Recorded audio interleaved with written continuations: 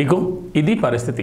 మా పిల్లలు చదువుకుని బాగుపడతారని హాస్టల్లో వేసి చక్కగా చదువుకోండి అని చెప్తే వీళ్ళ వేషాలు ఇట్లా ఉన్నాయి.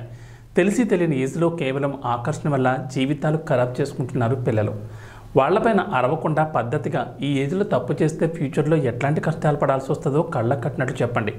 వాళ్ళు బాగుపడాలన్నా చెడిపోవాలన్నా తల్లిదండ్రుల చేతిలోనే ఉంటుంది.